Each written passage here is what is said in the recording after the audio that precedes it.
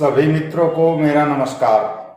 दोस्तों, आज हम एक बहुत ही इंटरेस्टिंग टॉपिक पर चर्चा करेंगे। आज मैं आप लोगों को बताने जा रहा हूं कि आप अपनी कुंडली से कैसे जान सकते हैं कि आपके पास कितना धन होगा, आप कितने धन के स्वामी होंगे, आपके पास कितना धन जीवन में आएगा, ये आप अपनी कुंडली से कैसे जान सकते हैं। तो इसी बारे में आज हम चर्चा करेंगे, क्योंकि बहुत सारे दर्शकों का यह मत था कि धन के बारे में बताइए कि हमारे पास कितना धन होगा। तो चलिए इसको जानते हैं। मित्रों, ये आपके समझने के लिए मैंने मिथुन लग्न की कुंडली बनाई है। किसी भी लग्न के हो उससे मुझे मतलब नहीं है, मैं आप लोगों को सिर्फ समझाने के लिए एक चार्ट बनाया है मैंने, और इसी के माध्यम से आपको समझा दूंगा।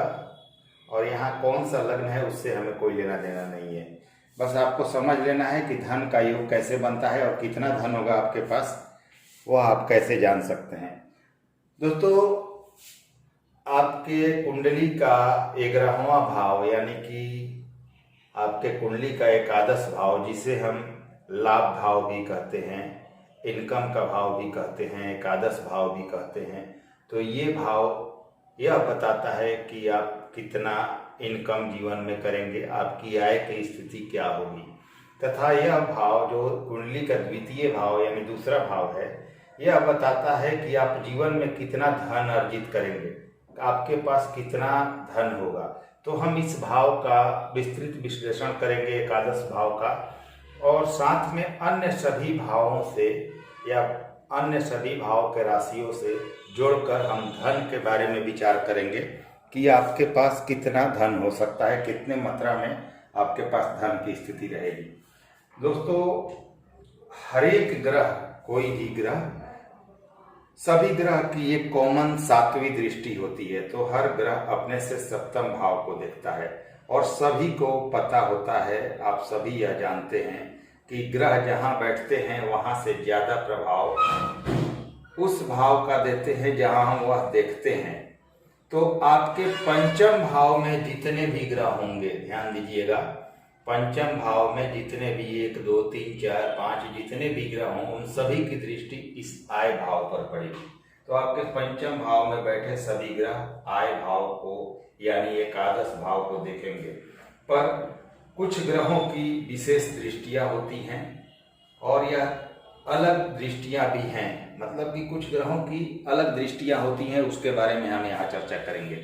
तो जो भी ग्रह आपके पंचम भाव में बैठेंगे वह आय भाव को देखते हैं। अब उसकी क्या स्थिति है उस पर आगे चर्चा करेंगे, कैसे ये योग बनता है। पहले हम जान लेते हैं कि कौन कौन से ग्रह विशेष दृष्टियों के स्वामी होते हैं। पहले आप यहाँ देख लीजिए, कॉमन बता देता हूँ। सूर्य जो हैं वो सप्तम दृष्टि से देखते हैं, तो यहाँ बैठ जाएंगे पंचम में, तो ये आय भाव को देखेंगे। बुध देव, चंद्र देव जो हैं, चंद्रमा, इनकी भी 7वीं दृष्टि होती है, तो आय भाव को देखेंगे। बुध देव होते हैं, ये भी सप्तम दृष्टि केवल इनके पास होती है, तो ये भी आय भाव को देखेंगे। शुक्र देव आपके सप्तम दृष्टि के स्वामी होते हैं, तो ये आय भाव को देखेंगे। दोस्तों, इन चारों ग्रहों को सिर्फ एक ही दृष्टि प्राप्त है, यानी कि सूर्य, चंद्र, बुध और शुक्र, ये केवल 7वीं दृष्टि से देखते हैं, यानी कि ये डायरेक्ट आय भाव को देखेंगे और किसी भाव को नहीं देखते। अब इसके अलावा और सभी ग्रह हैं, उनकी कुछ विशेष दृष्टियां हैं, चलिए उसके बारे में चर्चा करते हैं।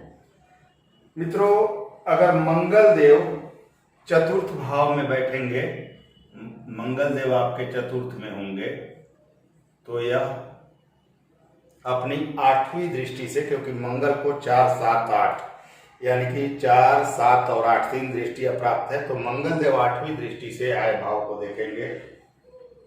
गुरु तृतीय में अगर मान लीजिए आपके चले जाएं, तृतीय भाव में गुरु हों, तो अपनी 9वीं दृष्टि से आय भाव को देखेंगे।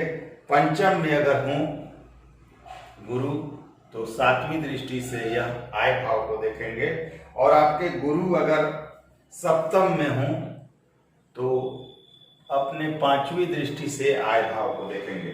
इसी तरह शुक्र का मैं सूर्य चंद्र बुध और शुक्र का बता ही चुका हूं। शनि अगर आपके द्वितीय भाव में हो तो शनि देव की 10वीं दृष्टि आय भाव पर पड़ेगी। पंचम में अगर हो शनि देव तो 7वीं दृष्टि आय भाव पर इनकी पड़ेगी। और नवम में अगर ये हैं शनिदेव आपके नवम भाव में चले गए हैं तो इनकी 3री दृष्टि आय भाव पर पड़ेगी। अब राहु केतु की बात कर ले दोस्तों, तो राहु केतु का अगर राहु केतु तृतीय भाव में हो, राहु को लिख देता हूं, अब केतु का भी समझ लीजिए। राहु केतु में से कोई भी तृतीय भाव में हो, पंचम भाव में हो और राहु केतु सप्तम भाव में हो, राहु केतु में से कोई भी, तो ये आय भाव को देखेंगे। राहु या केतु अगर इस तृतीय भाव में होंगे तो अपनी 9वीं दृष्टि से, पंचम भाव में होंगे तो 7वीं दृष्टि से और अगर सप्तम भाव में होंगे तो 5वीं दृष्टि से आय भाव को देखेंगे। अब दोस्तों आप लोगों को सूत्र समझना है। आपने देखा कि सूर्य चंद्र बुध शुक्र के अलावा अन्य सभी ग्रह अलग अलग भावों को भी देखते हैं, अपनी अलग अलग दृष्टि भी रखते हैं। तो उसके बारे में हमने चर्चा कर लिया कि सभी ग्रह कौन कौन से दृष्टियों से देखते हैं। अब हम सूत्र को समझते हैं कि कौन सा सूत्र है जो धन योग बनाता है और आपके पास कितना धन होगा ये आप कैसे जान सकते हैं। दोस्तों अगर आपके आय भाव में यानी कि इनकम हाउस में, लाभ भाव में शुभ ग्रह की राशि हो, यानी कि बुध की, शुक्र की, चंद्र की, गुरु की, इनमें से किसी ग्रह की राशि हो, गुरु शुक्र बुध या चंद्रमा की, तो जातक अच्छे कर्मों द्वारा जीवन में बहुत अच्छा धन अर्जित करता है। और अगर यहीं पर आपके इनकम हाउस यानी लाभ भाव में पापी या क्रूर ग्रह की राशि हो, जैसे सूर्य, मंगल, शनि आदि की राशि हो, तो जातक बुरे कार्यों से भी बिना किसी परेशानी के, बिना किसी विरोध के भी धन अर्जित करता है और यह धन अर्जन इनको लाभ भी देता है। तो अगर शुभ ग्रह की राशि है तो अच्छे कर्मों द्वारा, क्रूर या पापी ग्रह की राशि है तो चाहे जैसे भी येन केन प्रकारेण धन अर्जित जरूर करता है और वह फलित भी होता है और उससे उन्हें गलत तरीके से भी धन अर्जित करने में कोई परेशानी नहीं होती। अब दोस्तों कोई भी ग्रह आय भाव में अच्छा माना जाता है, यह सभी ज्योतिष सिद्धांतों में वर्णित है कि कोई भी ग्रह आपके लाभ भाव में अच्छा माना जाता है। अतः जितने भी ग्रह आय भाव में होंगे वह सुख सुविधा आय अपनी दशा में आपको जरूर देंगे, आय में आपकी बढ़ोतरी जरूर करेंगे अपनी दशा में। अब चलिए कुछ और चीजों को समझते हैं। एकादश भाव का मालिक, मान लीजिए आपका एकादश भाव का मालिक इस कुंडली में कोई भी हो, जिस भी लग्न की आपकी कुंडली हो, एकादश भाव का मालिक केंद्र के यानी कि प्रथम, चौथा, 7वां और 10वां इनमें से किसी भी भाव में हो, आपके लाभ भाव का स्वामी केंद्र में कहीं भी बैठ जाए या त्रिकोण में कहीं भी बैठ जाए, पंचम या नवम इनमें से कहीं भी बैठ जाए तो व्यक्ति के पास धन की कभी कमी नहीं होती। यानी लाभेश आपके केंद्र में या त्रिकोण में बैठे तो आपके पास धन की कभी भी कमी नहीं होती। अब लग्नेश और आयेश यानी कि आपके आय भाव के स्वामी और लग्न भाव के स्वामी दोनों का संबंध किसी प्रकार से हो जाए तो जातक अपनी मेहनत से अपार धन पाता है। यह संबंध दृष्टि से भी हो सकता है, युति से भी हो सकता है, कोई एक दूसरे के राशि में बैठ जाए तब भी हो सकता है, या दोनों लाभेश और लग्नेश राशि परिवर्तन कर लें तब भी हो सकता है। यानी कि लाभेश और लग्नेश का जब भी संबंध बनेगा जातक अपने मेहनत से बहुत सारा उत्कृष्ट धन लाभ प्राप्त करता है और जीवन में बहुत अच्छा खासा धन कमाता है।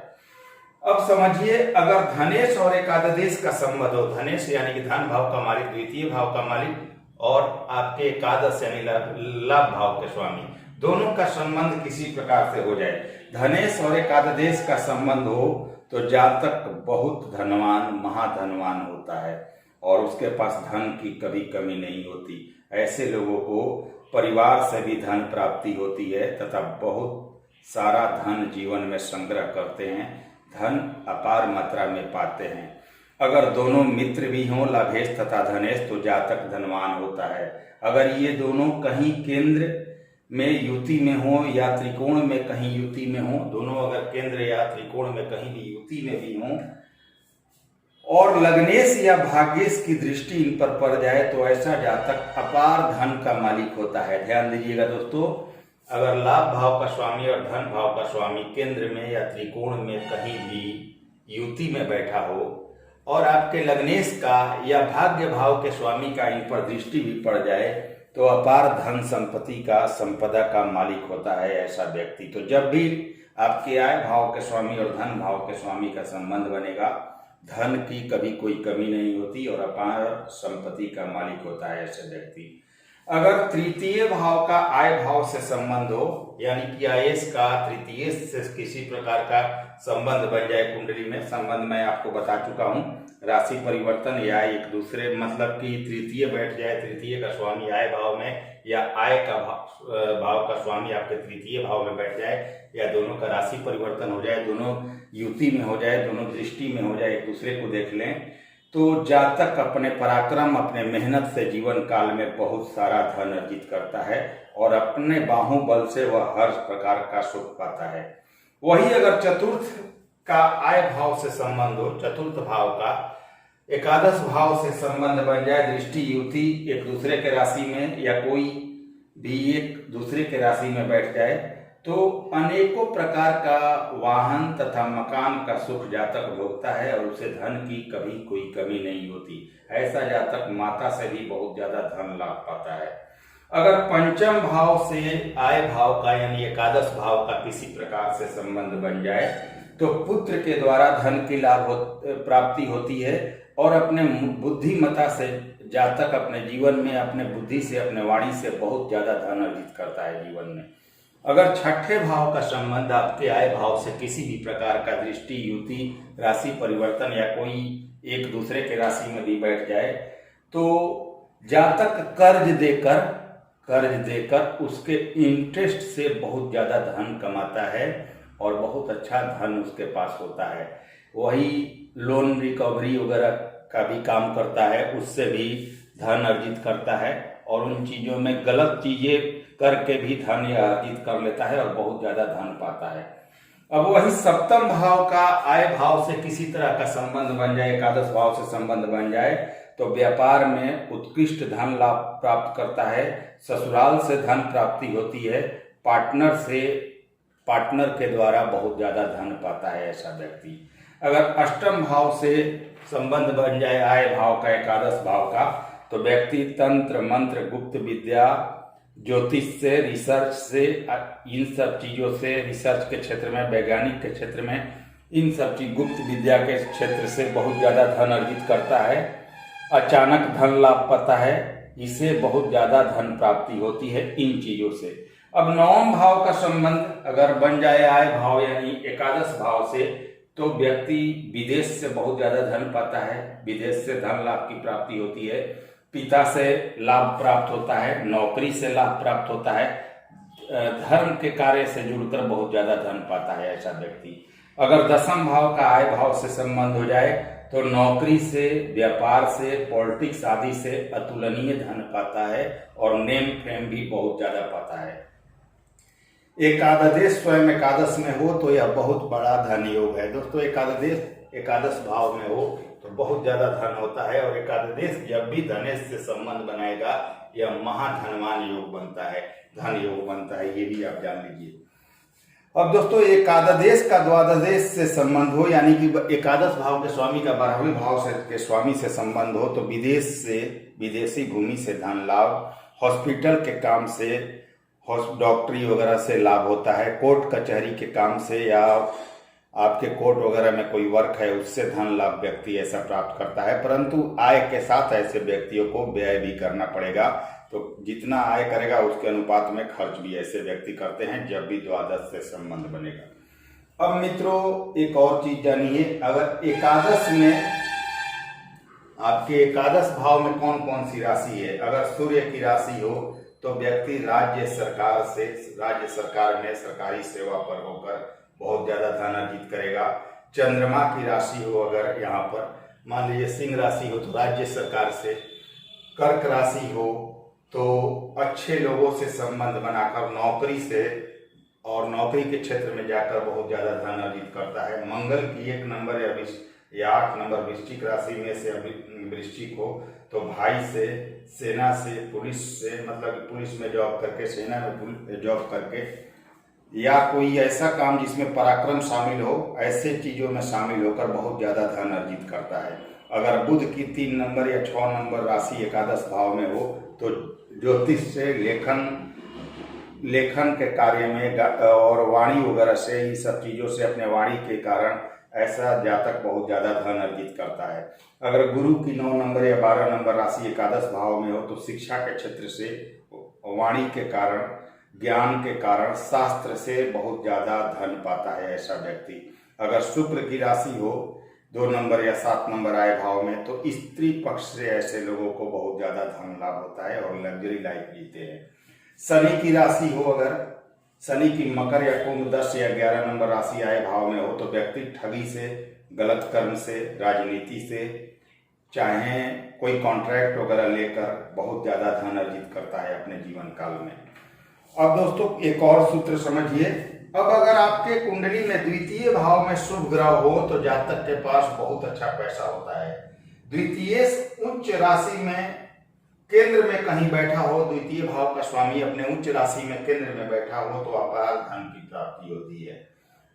धनेश तथा लाभेश दोनों ही, धनेश और लाभेश दोनों ही अगर उच्च राशि में हो तो बहुत ज्यादा धनवान होता है ऐसा व्यक्ति। सप्तमेश उच्च राशि का होकर 10म भाव में बैठा हो तो धन की कभी कमी नहीं होती। द्वितीय चतुर्थेश का संबंध हो तो अकस्मात बहुत ज्यादा धन लाभ की प्राप्ति होती है। अगर धनेश आपके धन भाव के स्वामी 8म भाव में बैठे हों तो अचानक धन लाभ प्राप्त होता है और जो आपने सोचा भी नहीं हो वैसा धन लाभ आपके पास आता है। तो दोस्तों ये रहा धन योग पर कुछ विशेष सूत्र। आगे आप सभी की मर्जी होगी तो इसका एक सीरीज करेंगे और बहुत विस्तृत चीजें मैं आपको बताऊंगा। धन योग कैसे कैसे किन किन लग्नों में देखा जाता है। तो ये जो भी सूत्र मैंने आपको बताए हैं आप ट्राई करके देखिए, करीब करीब यह लागू होगा और ऐसे योग बने हैं तो आप निश्चिंत रहें, आपके पास जीवन में धन की कमी नहीं होगी। आने वाला समय आपको सब कुछ देकर जाएगा। तो ऐसे आप जान सकते हैं कि आपके पास कितना धन होगा, धन की क्या स्थिति आपके जीवन में रहने वाली है। इसी तरह से एक मंगल का रह गया है और भाव में वो भी बता देता हूँ। मंगल आपके यहाँ रहें तो यहाँ से एकादश भाव को अपने 7म दृष्टि से देखेंगे और मंगल देव आपके 8म भाव में भी रहें तब भी यह अपने 4थी दृष्टि से आए भाव को देखेंगे। तो यहाँ जितने भी ग्रह आपके बैठेंगे वो सभी आए भाव को देखेंगे। मंगल देव यहाँ से, मंगल देव यहाँ से और मंगल देव यहाँ से भी आए भाव को देखेंगे। तो ये स्थिति है। धन योग ऐसे बनता है दोस्तों। आपके जीवन में कितना धन होगा आप इस तरह से देख सकते हैं। क्या आपकी कुंडली में ऐसे योग हैं? अगर हैं तो कभी ना कभी आपको जीवन में धन अवश्य प्राप्त होगा। तो अगर वीडियो पसंद आए तो लाइक, शेयर, सब्सक्राइब जरूर करें। अच्छे वीडियो देखने के लिए इसी तरह से और अच्छे वीडियो देखने के लिए चैनल को सब्सक्राइब करें। बने रहें चैनल के साथ। अगले वीडियो में फिर से मिलते हैं। नमस्कार, धन्यवाद।